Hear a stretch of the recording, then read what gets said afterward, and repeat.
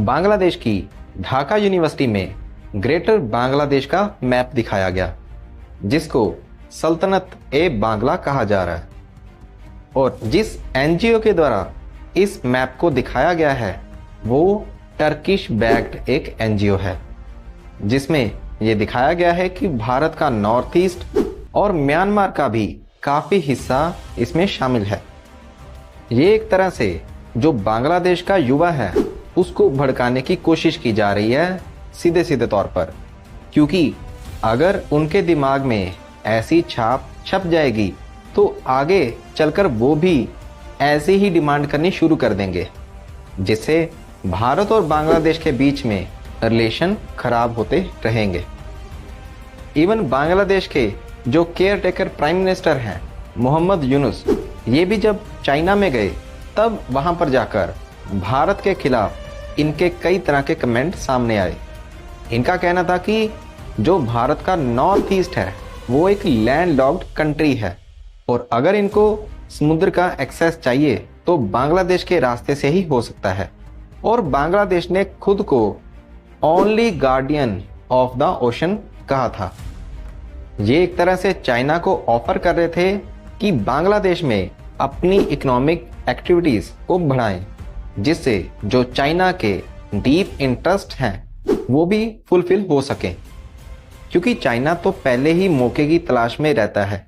ऐसा बताया जा रहा है कि जो बांग्लादेश में वर्ल्ड वॉर 2 के समय का जो एयरबेस था उसको रीबिल्ड करने में चाइना हेल्प करने वाला है। ये भारत के लिए काफ़ी कंसर्न की बात है, क्योंकि इस एयरबेस का इस्तेमाल ड्यूल बेसिस के तौर भी हो सकता है, यानी कि सिटीजन्स के साथ साथ ये एक मिलिट्री बेस भी बन सकता है, जिससे चाइना भारत के जो नॉर्थ ईस्टर्न एरियाज हैं उनके ऊपर नज़र रख पाएगा, क्योंकि इनकी नज़र भारत की सिलीगुड़ी कॉरिडोर के ऊपर है, जिससे भारत की सिक्योरिटी खतरे में आ सकती है।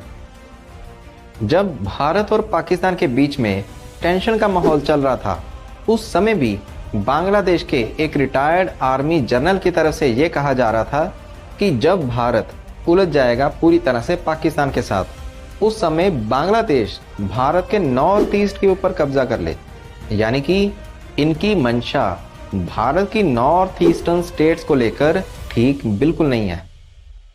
बांग्लादेश ये जानता है कि वो सीधे तौर पर भारत का मुकाबला नहीं कर सकता, इसीलिए वो चाइना को ऑफर कर रहा है कि इकोनॉमिक फंक्शंस को बढ़ाए बांग्लादेश में, क्योंकि अगर चाइना के इंटरेस्ट बांग्लादेश में होंगे तब चाइना भी बांग्लादेश की मदद करेगा। इसीलिए चाइना को खुश करने के लिए इन्होंने जो तीस्ता रिवर प्रोजेक्ट था उसको भी चाइना को दे दिया है। इवन जब बांग्लादेश में रेजीम चेंज हुआ उस वक्त भी एक Pakistani military intelligence delegation Bharat और बांग्लादेश की बाउंड्री के ऊपर इंस्पेक्शन करने के लिए आया। बांग्लादेश, चाइना और पाकिस्तान इवन टर्की की तरफ से जो कदम लिए जा रहे हैं ये साफ साफ दिखाता है कि ये भारत में एक बड़े षड्यंत्र की तैयारी कर रहे हैं, क्योंकि इनकी कोशिश ये चल रही है कि अगर इन्होंने सिलीगुड़ी कॉरिडोर को ब्लॉक कर दिया तब भारत की तरफ से हेल्प भारत की नॉर्थ ईस्टर्न स्टेट्स को नहीं पहुंच पाएगी अगर भारत एक कन्फ्लिक्ट में फंसा होगा। बांग्लादेश में तो पहले से ही सेपरेटिस्ट ग्रुप्स पनप रहे थे। हालांकि इनको जो वहां की अवामी लीग थी उसने 2009 के बाद से काफ़ी हद तक क्रैकडाउन कर दिया था, मगर अब ये ग्रुप फिर से उठना शुरू हो चुके हैं। बांग्लादेश में अवामी लीग को, जो कि शेख हसीना की पार्टी थी, उसको बैन कर दिया गया है। इससे यह साफ साफ दिख रहा है कि बांग्लादेश लंबे समय के लिए भारत के साथ रिश्ते खराब करने के लिए चल पड़ा है। इस सब के बीच में चाइना के इकोनॉमिक एंगल भी सामने आ रहे हैं, क्योंकि एक तरफ तो चाइना को दिख रहा है कि बड़ी बड़ी कंपनीज चाइना को छोड़कर भारत में शिफ्ट होना चाह रही हैं, जिससे चाइना की इकोनॉमी तो डाउन जाएगी मगर भारत की इकोनॉमी में एक बूस्ट आएगा। इसीलिए हम कह सकते हैं कि चाइना एक तरह से इन प्लेयर्स को तैयार कर रहा है, जिसमें पाकिस्तान, बांग्लादेश, टर्की शामिल हैं, ताकि भारत को किसी न किसी तरह से उलझाकर रखा जाए। इवन इस समय तक China line of actual control पर करीब 6 एयर बेसिस को अपग्रेड कर चुका है ताकि ये अपनी ऑपरेशनल रीच को बढ़ा सकें। इस समय भारत की तरफ से भी कई तरह के कदम उठाए जा रहे हैं।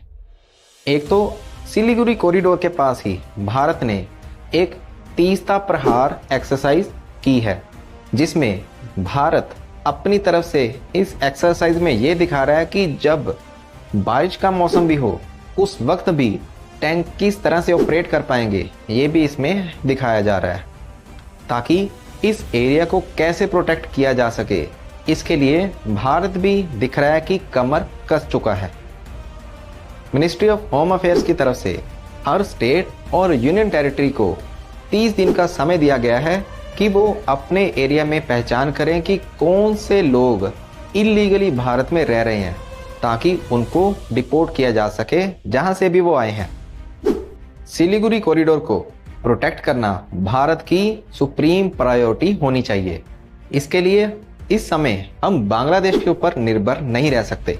इसलिए भारत को चाहिए कि चाहे नेपाल, भूटान या म्यांमार के रास्ते किसी तरह से प्रोजेक्ट्स को बढ़ाया जा सके कि जल्द से जल्द नॉर्थ ईस्ट में रीच हो सके भारत की, ताकि किसी भी तरह का कल को भारत अगर कन्फ्लिक्ट में फंसता है तब भारत का नॉर्थ ईस्टर्न एरिया प्रोटेक्ट रह सके। क्योंकि हम देख पा रहे हैं कि भारत के खिलाफ कई तरह के षड्यंत्र रचे जा रहे हैं और भारत की ये पॉलिसी रही है कि वो किसी भी देश की टेरिटरी के ऊपर कब्जा नहीं करता। मगर बांग्लादेश अगर अपनी हरकतों से बाज नहीं आता तब बांग्लादेश के लिए मुसीबत खड़ी हो सकती है। क्योंकि अगर बांग्लादेश भारत के एरिया के ऊपर नजर गड़ाए बैठा है तो ऐसी सूरत में बांग्लादेश को अपना खुद का काफी एरिया गंवाना पड़ सकता है। और वैसे भी बांग्लादेश या ईस्ट पाकिस्तान एक समय भारत का ही हिस्सा था। इसीलिए सभी देशों के लिए ये एक वार्निंग है कि अगर शांति चाहिए तो अपनी हद में रहे।